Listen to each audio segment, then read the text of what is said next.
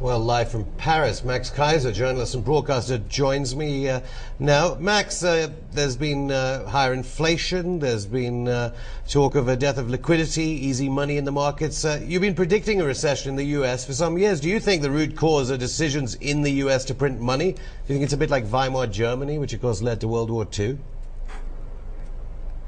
Well, the analogy to the Weimar Republic and Weimar Germany is a good one. The U.S. is attempting to inflate its way out of the dollar crisis, and this is only causing the price of commodities priced in dollars, like food and oil, to continue to go up. So when people look at the price of oil and they say, well, why is the price going up?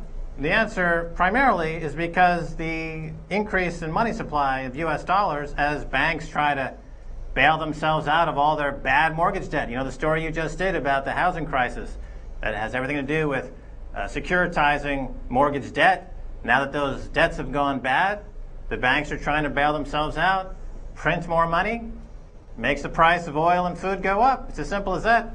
Was no one counting how much money was being printed at the Federal Reserve?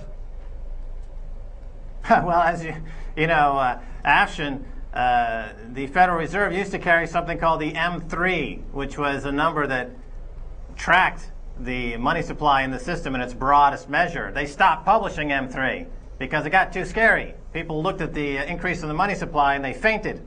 They were shocked. So it became like a horror movie. So they no longer publish M3 anymore. Senator Barack Obama said he'll curb the speculators. This, of course, after that OPEC emergency summit in Saudi. Can you just take us back to the Clinton era and the Glass-Steagall Act and explain how legislation has got the U.S. in such a mess? Well, you're asking two different questions there, but let's talk about the speculation. The speculators are the scapegoat for this current run-up in energy prices. The commodity traders are not really causing the run-up in prices. If you want to point to a speculator and say, here's a bad speculator making the market behave in bad ways, that would be Ben Bernanke and the Federal Reserve Bank. He's speculating with the money, with the nation's money supply. He's the speculator in chief. And Hank Paulson over there at the Treasury. Those guys are speculating, and they're speculating by betting that America economy is going to suddenly have a spurt in growth to bail out all this, to clean up all this excess money supply. But the chances of that are very, very slim to zero, I would say, at this point. Some believe that corporations wield more power than people on Capitol Hill or in Brussels. But how do they benefit out of this crisis? And on the foreign policy agenda, how would they benefit from more sanctions on Iran? I know I'm giving you two questions at a time because, of course, the EU has announced You're giving me sanctions. multiple questions, Ashton. That's right.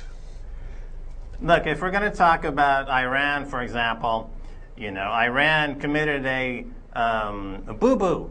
They said that they were going to price oil in euros. Now, if you remember, Saddam Hussein said he was going to price oil in euros, and shortly thereafter, America paid a visit to Iraq with a little calling card called shock and awe. Shortly thereafter, in Iran, they said, we're going to price our oil in euros. Suddenly, America's, oh my goodness gracious, we have to focus on this suddenly.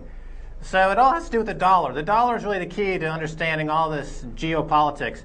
The U.S. dollar has had 60 years as the world's reserve currency, and that era is coming to a close. The U.S. dollar is giving up its position as the world reserve currency, and this is causing tremendous dislocations around the world. The U.S. is scrambling to defend the dollar by trying to amass as much oil as they possibly can in Iraq and Iran, principally, to try to buttress the oil. The Goldman Sachs, if I may say, has a huge oil position on Wall Street that they're using to support the dollar as well. So it's all about the dollar.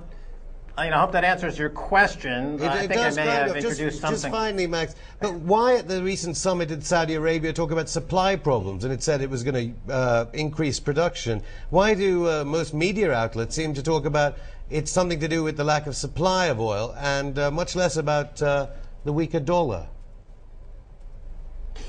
Well, the media, as we know, is corporate media. And who are the biggest corporations? Oil companies. So the message is convenient for them. It's not a transparent media. It's not a media driven by any journalistic standards. It's media driven by ratings, corporate ratings. So naturally, the story that plays well, the wedge issue, that plays well on the Fox News and what are called the red states in America. These are people who are not known for their nuance in interpreting the news. This is what they go with. And I feel bad because many Americans are left completely bewildered why their standard of living is collapsing, while the price of oil is skyrocketing. Price of oil is going to 160 next, on its way to 200. Goldman Sachs has a report saying it's going to 200 and above. It's no secret the price of oil is going to $200. That means the price of gas is going to $5, $6, $7 a gallon in the U.S. If you live in the suburbs, how are you going to drive from the grocery store back to your home? You can't afford the transportation. It's a complete, utter lunacy, but there you have it, Max Kaiser, journalist and broadcaster, live from Paris. Thank you for joining me.